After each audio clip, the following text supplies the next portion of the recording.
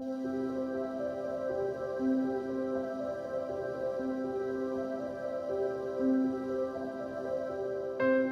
and welcome to my podcast on radical self-love, an Ayurvedic perspective on healing body and mind. My name is Sandra Hayes and I'm a Vedic practitioner, meaning I utilize Ayurveda, yoga and Vedic astrology as well as transformational creativity to help you become a conscious creator of your own life, health and well-being. For more information and for access to my online learning platform, The Little School of Happiness, please go to www.sandrahayes.eu.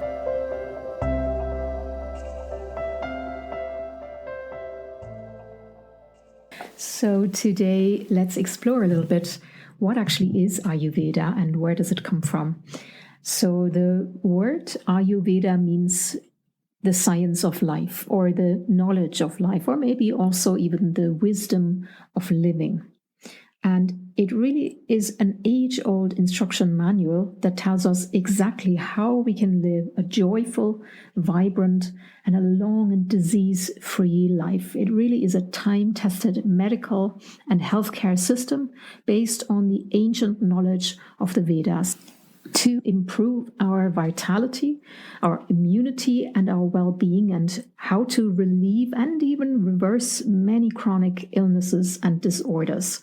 It's a science that does not use high-powered microscopes or computers or chemical solutions, and yet it is exceptionally accurate. Those are our five senses, with our immediate perception of taste and sight and sound and touch and smell, and through our own awareness and our own inner intuition, we can develop a true relationship with our body, with our biology, based on direct experience. And we can learn it. All of us, every single one of us can learn it. Ayurveda provides us with a new lens through which we can easily understand a very complex world without the need to physically dissect it into its smallest parts. And it gives us the appropriate language that we need to describe it. In other words, it provides us with a new paradigm that we can use as the basis on which we can understand ourselves. And in order to understand that new paradigm, that new view on who we are and how the universe really works, I'm going to talk a little bit about the underlying philosophy of Ayurveda and also the underlying philosophy of yoga and of, so many of the Vedic practices that we take for granted. Every time we go to a yoga class, we practice something that is built on that model. And yet sometimes we forget about it. And that philosophy is Samkhya philosophy. Samkhya is really the theory on which the practical branches of the Vedas are based. So Samkhya, really it means numbers because it lists out the different stages of the evolution of consciousness. I know it sounds a little bit more complicated than what it really is. Actually, it is beautifully simple. And actually, it is all about love. Now, we have to remember that everything exists on various different levels. There are subtle levels of molecular structure. There is the material level. There's the level of human emotion. And all of it is mirroring each other. So this principle of Samkhya can really be applied to everything in nature. It can be applied to how the universe works, how life exists, how human consciousness exists, and it can also be applied to the individual body. How does the body manifest? How does disease develop and manifest? So we can apply that to all of it. And the beauty of it is all based on love.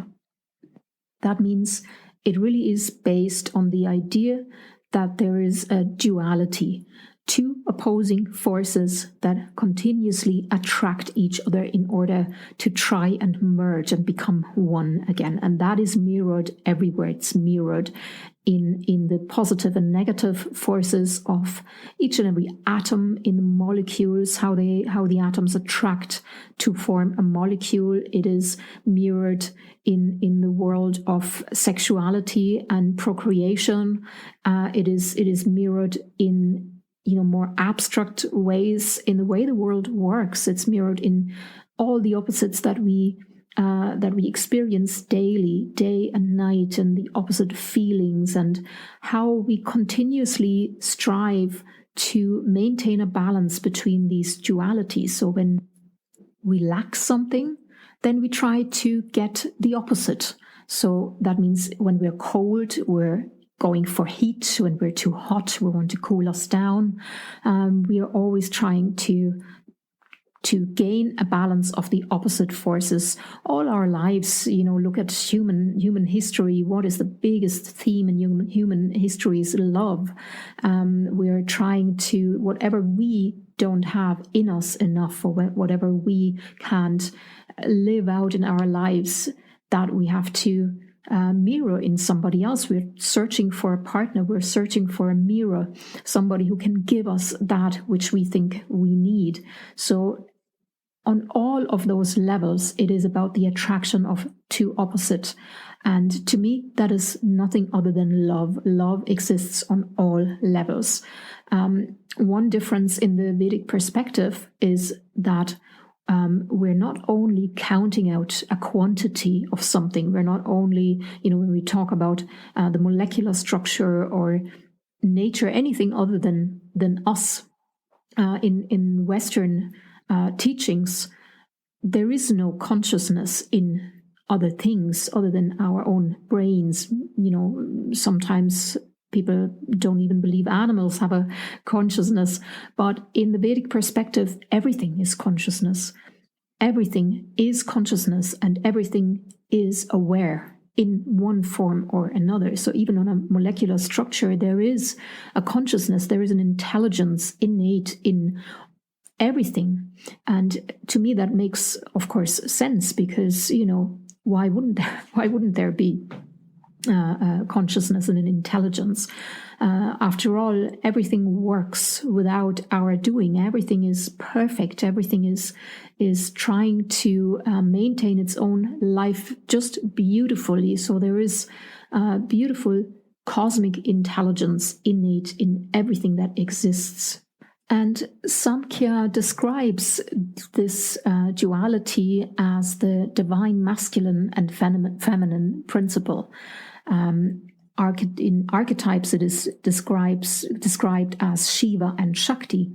And just a little side note also on the importance of archetypes, because we are understanding the world on all of these levels as well. We are understanding the world not only through our analytical mind, but also through our emotions, our unconscious mind. And that does not always just work with logic. It works in symbols and archetypes and stories.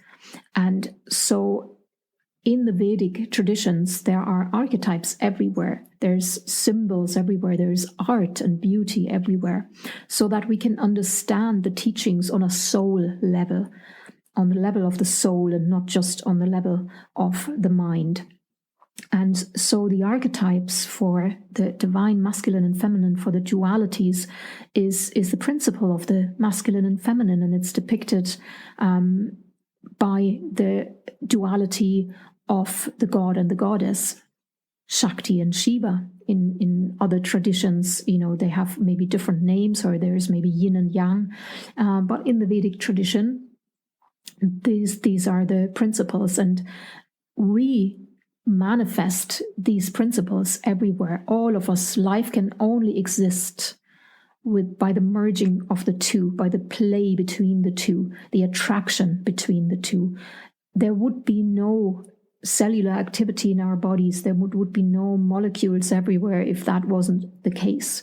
So we only exist, our only driving force is love. Love is really everywhere. And Samkhya goes a little bit further as well and describes what actually is the divine feminine and masculine in all of those layers. So we can imagine one of the dualities, the masculine, as consciousness, and the other, the feminine, as nature or sensuality or matter. So that means that consciousness and matter have to get together in order to create anything. Consciousness alone can't exist because it cannot be conscious of itself, or maybe it can exist, but it's of no use. It is absolutely, there is nothing it can do or even experience, because to experience something you need something to experience. So and the feminine is creation, but without the awareness, the consciousness of the masculine, it has no direction. And so the two are equally important, and only through the merging of the two, life can actually blossom. And that's why it is so important for those dualities to come together and merge and create a balance. And you can see this mirrored again in all the levels. We can, of course, we know as well that only through the merging of masculine and feminine can we create life. We know that, we need a man and a woman in order to create babies. So that is the underlying principle of all of it. And then, Samkhya gives us, of course, more than that. When we look at the masculine and the feminine forces, consciousness and nature, we can already see, well, consciousness is consciousness. There is nothing really more to say about it. But nature is far more complex than that. We might, some of us might think, yeah, we can see that in girls and boys when we have children, or men and women. Women seem to be more complex sometimes in their structure than men. And a little word about that as well. Men and women both represent the merging of the masculine and feminine, because no life could exist without both. So both of them have their own amount of masculine and feminine forces in them. It is only a matter of the balance of it. Everybody has a slightly different balance of it. And because, we're never absolutely exactly equal, because once this complete balance and merging has happened, then actually life stops. And I'll get into that in a little moment. But I just want to make sure that it is understood that men have their own feminine energies and feminine particles in them, and women, they're masculine.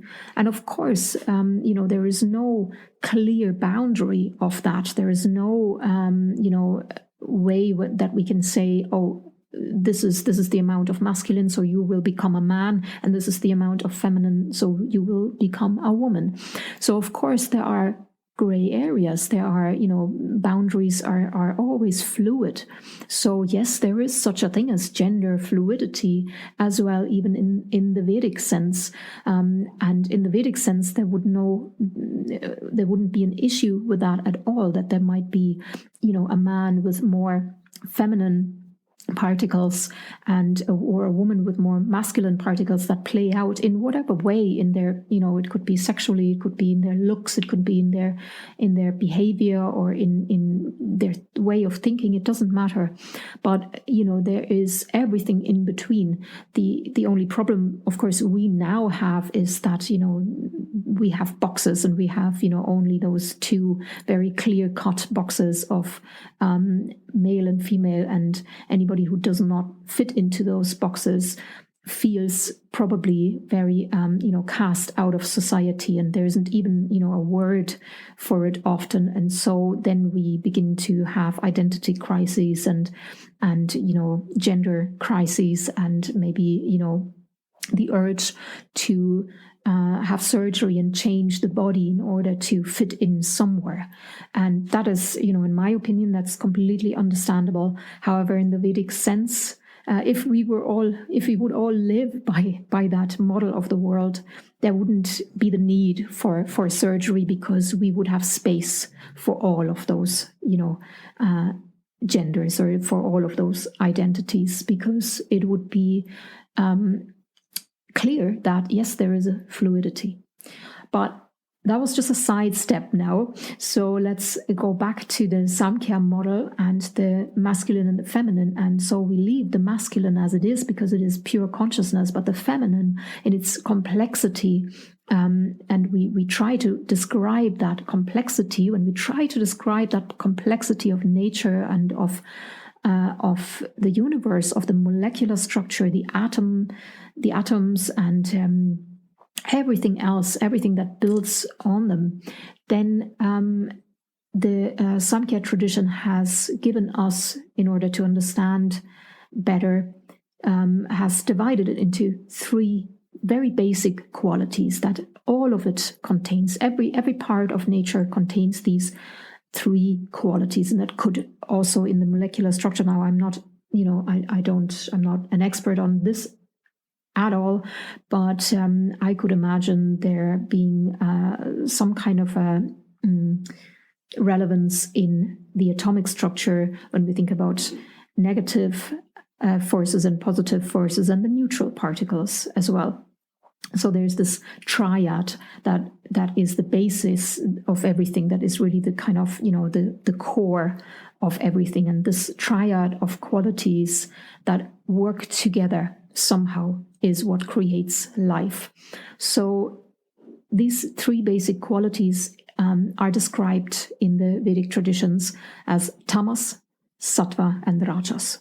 So tamas is the quality of inertia, that heavy quality that we have as, we can perceive as stability, as weight and heaviness.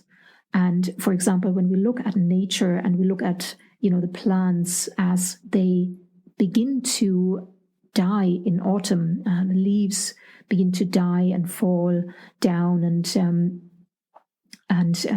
turn back into the soil. That is the tamasic nature. In our own life, when we feel heavy and tired and we need sleep, and then this is the tamasic nature of our own state of mind.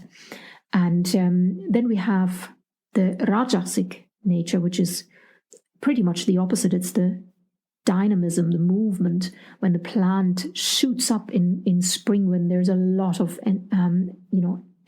enzymes working, and there's new leaves growing all the time. And also in our own mind, when we go about our day and we work and we have ideas and we are busy doing things and we work out, maybe we have energy and we want to be productive, and that's the rajasic energy.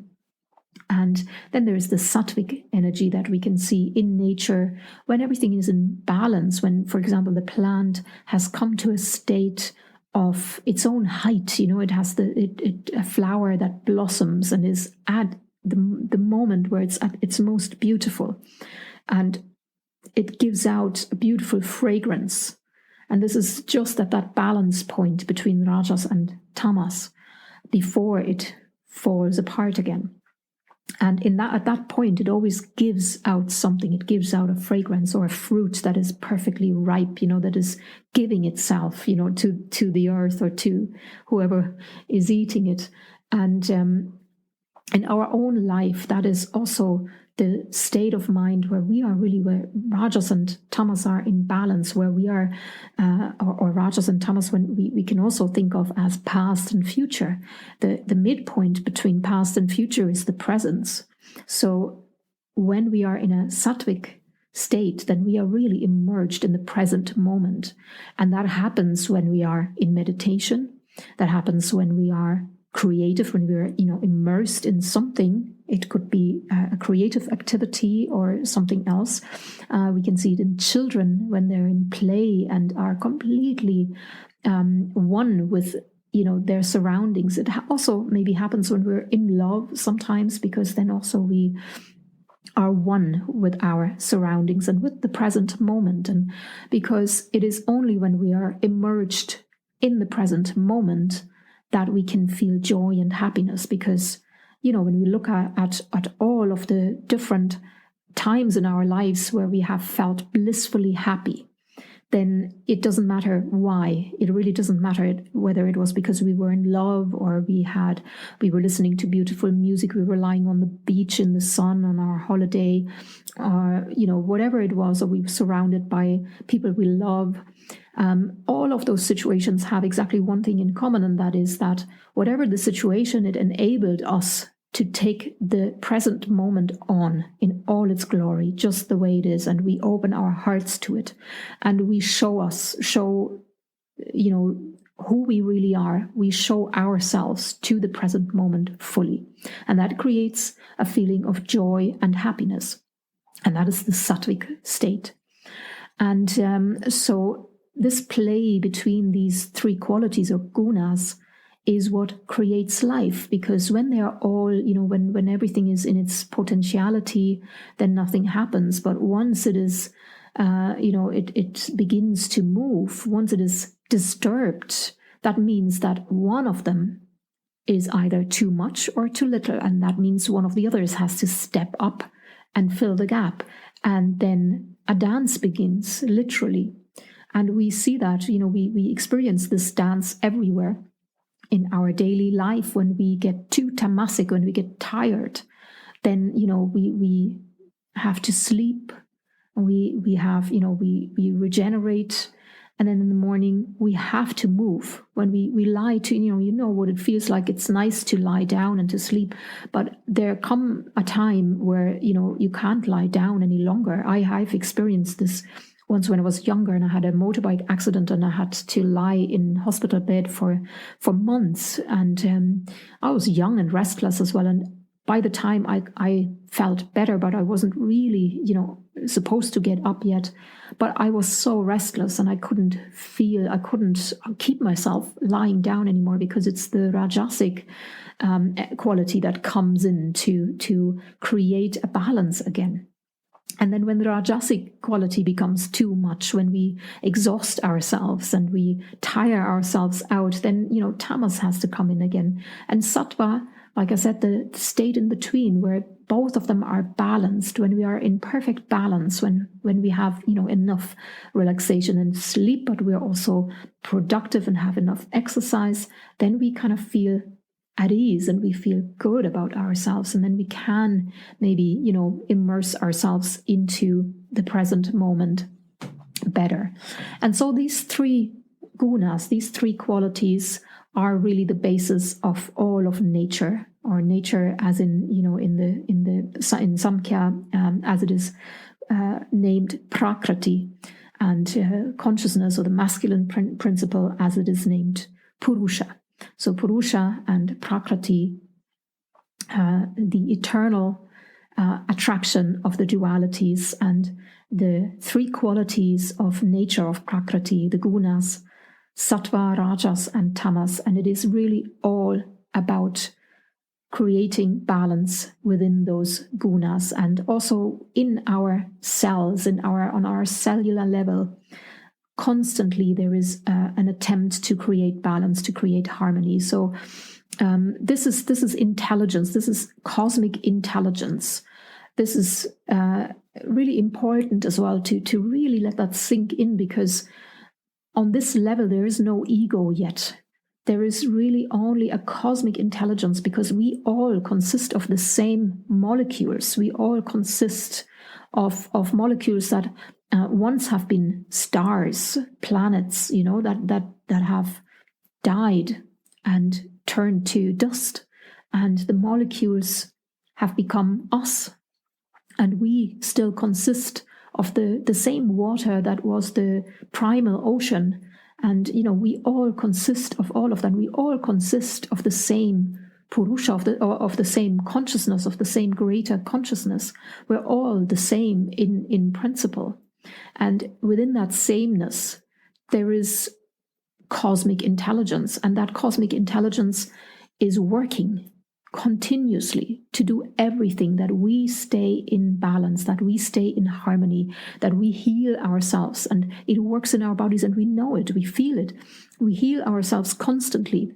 Every night when we sleep, our cells regenerate, and during the day too. And when we when we cut ourselves, the wound will heal. Our hearts beat, our lungs breathe all by themselves. We don't have to do anything, and we heal ourselves. And we also know there's this phenomena of placebo effect. We all know this. There's the placebo effect that we get a placebo, we get a pill, and once we believe that pill does something, then we heal. And it used to be the case that this was played down a lot. It's only a placebo effect, as if it was nothing. But in fact, it's quite fascinating, actually, how we can activate this healing mechanism in us purely through the mind, through believing or expecting, having some kind of expectation of an effect. When we really believe, we set the mind into the right frame in order to activate the healing mechanisms that are in us already anyway. There's a very fascinating book by Dr. Shamini Jain called Healing Ourselves. She's writing about this and about scientific studies that have been done on the placebo effect and on the subtle plane of the body, where this is described in Ayurveda is described as this cosmic intelligence, where the gunas, the realm of Prakriti, the gunas, and Mahat, that cosmic intelligence that we find in our cells, and that is this very subtle realm in our body. Maybe you can say our aura, our instinctive self, the self that is very close to our, true cosmic, authentic self. It is beyond the ego, and the healing that takes place there also takes place in the biofield. That means the field of energy that is around the body, that is only really in recent times is started to be studied scientifically. And so if you're interested in the scientific side of this is a really fascinating book by Shamini Jain, Healing Ourselves. But in the Ayurvedic sense, this is really the basis of everything. This is the most important factor, I think, in Ayurveda, the factor that is the basis for everything else, and that is that we are healing, intelligent, healing, self-healing organisms, and we have to really recognize that, and we have to trust that self-healing mechanism, that cosmic intelligence that is in us. And in order to do that, we have to connect in with that intelligence, and that means we have to pay attention. We have to start listening to our bodies, and if there's only one thing that you want to do in order to, live a more holistic life according to Ayurvedic principles, then let it be this: take some time every day, and if it's just 20 minutes a day, where you do a practice that allows you to really connect with your body. Do a yoga practice, or do a meditation, a body scan practice, or Tai Chi, or something similar, something that really allows you to listen to the body, to be completely aware of the body, of all of its subtle sensations, so that you get familiar with them, so that every day you get to know your body a little bit better. So if you do a yoga practice, for example, every day, if you have a sequence of yoga postures, and it doesn't have to be yoga. I'm of course, I'm a yoga teacher. So for me, yoga works perfectly, and it's a beautiful practice to have on a daily basis. And what it does, really, if you have the same practice every day, or a similar practice, it's probably never really the same, but you might have a series of postures that you use to practice every day, and your body, although the postures might be the same, but your body will never feel the same. And you will soon realize that depending on so many factors, depending on where in your cycle are you right now? Is it morning or is it night? What have you eaten last night? Or have you even eaten something before, or have you not eaten something? What state of mind are you in? Are you going through a stressful phase? Have you been drinking alcohol the day before or even 2 days before? And so on. There are so many factors, and you will feel every single difference. You will feel every single one of them. And that is just one way of getting to know your body. I see it a little bit like as if our bodies are our children or our best friends. You can see it either way. Both, we really love our children. We love them conditionally. We don't love them only if they look a certain way or if they can achieve certain things. We love them anyway. And in order to really love them unconditionally, to really support them through their life, we have to actually get to know them. We have to listen to them. We have to spend quality time with them. It's not enough if we sit there with our iPads and the child is playing next door in their own room. It's not enough. We have to really focus on them and get to know them, and that will create the bond that we need. And it's the same with our bodies. We have to create a bond with our body, even if there is something that isn't quite working. If we are, for example, we're overweight and we want to lose weight, or we struggle with a chronic illness that we want to try and reverse or heal in whatever way. The first step is to actually connect in with the body. It's very difficult, if you, for example, if you're overweight and you want to lose weight, it is really difficult to do that permanently without first really loving your body as it is. And you can only achieve that by paying attention to it, by spending quality time with it on a daily basis. I've uploaded on my website a little guided relaxation journey that will maybe help you a little bit getting to know your body, connecting in with the body, with the DNA in the body, the way that your body is actually made, the genetic way you are, and just to help you accept the body as it is, respect the body as it is. It's there for you for free to use. You can go to www.sandrahayes.eu. On the first page, on the home page, you will find a link to a YouTube audio file, and try it out. See how it makes you feel. It would be lovely if you could give me some feedback on it as well. Write me a little note to see, has it worked for you. If you do it regularly, it will hopefully work, as in giving you a basis to create a good relationship with your body. So that was it for today. I really look forward to the next episode. We'll dive a little bit deeper into the basis of Ayurveda, into Samkhya philosophy, talk about more fascinating things. If you have a question or a request on something that you would like me to talk about, then please also just send me an email or use the contact form on my website, sandrahayes.eu. Until then, I hope you will have a beautiful time connecting with your body, building a friendship, a relationship, a love relationship with your own body and your own self. Bye for now.